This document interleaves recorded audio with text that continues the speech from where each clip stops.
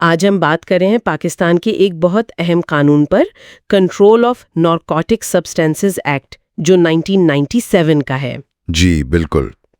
خاص طور پر ہم سمجھنا چاہ رہے ہیں کہ اس میں منشیات کی مقدار کے حساب سے سزائیں کیا ہیں، ضمانت کیسے ہوتی ہے، کون سی عدالتیں سنتی ہیں، اور پولیس کے پاس کیا اختیارات ہیں۔ جی یہ ایکٹ سمجھنا بہت ضروری ہے، خاص طور پر منشیات سے جڑے جرائم کے حوالے سے پاکستان میں۔ چلیں اس کی اہم باتوں پر بات کرتے ہیں۔ تو سب سے پہلے سزائیں، ٹھیک ہے، کیا یہ سچ ہے کہ سزا اس بات پر منحصر ہے کہ کتنی منشیات پکڑی گئی ہیں؟ یہ کیسے طے ہوتا ہے؟ جی ہاں بالکل، سیکشن 9 اس بارے میں بڑا واضح ہے۔ سزا کا تعلق براہ راست پکڑی گئی منشیات کی مقدار سے ہے۔ اچھا، دیکھیں اگر مقدار بہت کم ہو، مطلب 100 گرام یا اس سے بھی کم، 100 گرام تک؟ جی، تو سزا 2 سال تک قید ہو سکتی ہے، یا صرف جرمانہ بھی ہو سکتا ہے، یا دونوں۔ ٹھیک ہے، اور اگر مقدار اس سے زیادہ ہو، مطلب 100 گرام سے زیادہ لیکن 1 کلو سے کم؟ ہاں، اگر 100 گرام سے زیادہ ہے لیکن 1 کلو گرام سے کم ہے تو سزا بڑھ جاتی ہے، وہ 7 سال تک قید ہو سکتی ہے اور ساتھ میں جرمانہ بھی لازمی ہے۔ 7 سال تک؟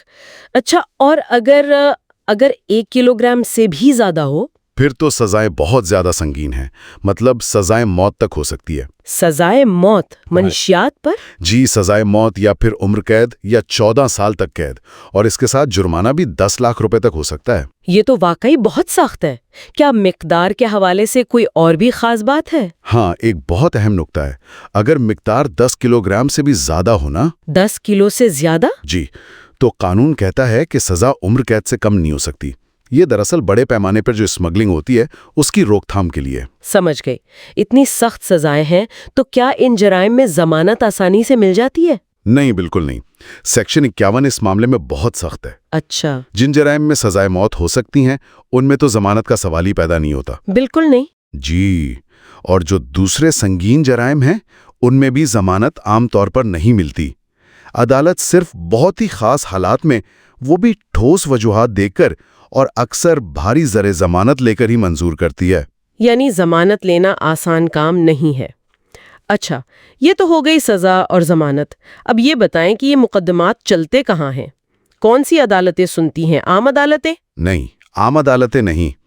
اس ایکٹ کے لیے سیکشن 46 کے تحت خاص عدالتیں بنائی گئی ہیں، انہیں اسپیشل کورٹس کہتے ہیں۔ اسپیشل کورٹس، ان کا کیا مقصد ہے؟ مقصد یہی ہے کہ یہ مقدمات جلدی اور مؤثر طریقے سے نمٹائے جائیں۔ ٹھیک ہے، کیا یہ ساری اسپیشل کورٹس ایک جیسی ہوتی ہیں؟ نہیں، ان میں بھی فرق ہے۔ سیکشن 46 کہتا ہے کہ حکومت 2 طرح کی اسپیشل کورٹس بنا سکتی ہیں۔ اچھا، وہ کون سی 2 طرح کی؟ ایک وہ جن کے جج سیشن جج یا ایڈیشنل سیشن جج ہوتے ہیں، یہ ہر طرح کا کیس سن سکتی ہیں چاہے سزا کتنی بھی سنگین ہو۔ اور دوسری وہ جن کے جج جوڈیشل میجسٹریٹ فرسٹ کلاس ہوتے ہیں، یہ صرف وہ کیس سنتی ہیں جن میں زیادہ سے زیادہ سزا 2 سال تک ہو۔ سمجھ گئی۔ اچھا، اب آتے ہیں قانون نافذ کرنے والے اداروں پر، مطلب پولیس وغیرہ۔ ان کے پاس کیا اختیارات ہیں اس قانون کے تحت؟ اختیارات کافی ہیں۔ سیکشن 21 دیکھیں، جو افسران ہیں کم از کم سب انسپیکٹر رینک کے، جنہیں حکومت نے اختیار دیا ہو، جی، ان کو اختیار ہے کہ اگر ان کے پاس پکی اطلاع ہو کہ کہیں منشیات چھپائی گئی ہیں اور انہیں لگے کہ وارنٹ لینے میں دیر ہو جائے گی اور ثبوت ضائع ہو سکتا ہے یا ملزم بھاگ سکتا ہے، بالکل، تو وہ بغیر وارنٹ کے بھی اس جگہ داخل ہو کر تلاشی لے سکتے ہیں۔ بغیر وارنٹ کے؟ یہ تو کافی بڑا اختیار ہے۔ جی، بڑا اختیار ہے، لیکن اس کی شرط ہے انہیں فوراً یا پہلے تحریری طور پر وجوہات لکھنی پڑتی ہیں کہ ایسا کیوں کیا۔ اچھا، ریکارڈ کرنا ضروری ہے؟ جی ہاں، اور تلاشی میں وہ منشیات یا اس سے متعلقہ چیزیں ضبط کر سکتے ہیں، اور جو مشکوک لوگوں انہیں گرفتار بھی کر سکتے ہیں۔ اور عوامی جگہوں پر؟ جی، سیکشن 22 عوامی جگہوں پر بھی یہی اختیار دیتا ہے، مطلب وہاں بھی منشیات ضبط کر سکتے ہیں اور گرفتاریاں کر سکتے ہیں۔ اور جب کوئی گرفتار ہو جائے یا سامان پکڑا جائے تو پھر کیا ہوتا ہے؟ سیکشن 27 کہتا ہے کہ گرفتار لوگوں اور ضبط شدہ سامان کو بغیر کسی دیر کے قریبی تھانے کے SHO کے حوالے کرنا ہوتا ہے اور متعلقہ اسپیشل کورٹ میں پیش کرنا ہوتا ہے۔ ٹھیک ہے، اور تفتیش کا کیا ہے؟ سیکشن 28 کے تحت حکومت خاص افسران کو تفتیش کے لیے وہی اختیارات دے سکتی ہے جو ایک SHO کے ہوتے ہیں۔ تو اگر خلاصہ کریں، کنٹرول آف نارکوٹک سبسٹنسز ایکٹ 1997 مقدار کی بنیاد پر سخت سزائیں دیتا ہے، ضمانت کو بہت مشکل بناتا ہے، کیسز کے لیے اسپیشل کورٹس ہیں، اور قانون نافذ کرنے والوں کو تلاشی اور گرفتاری کے کافی وسیع اختیارات دیتا ہے۔ بالکل صحیح خلاصہ ہے۔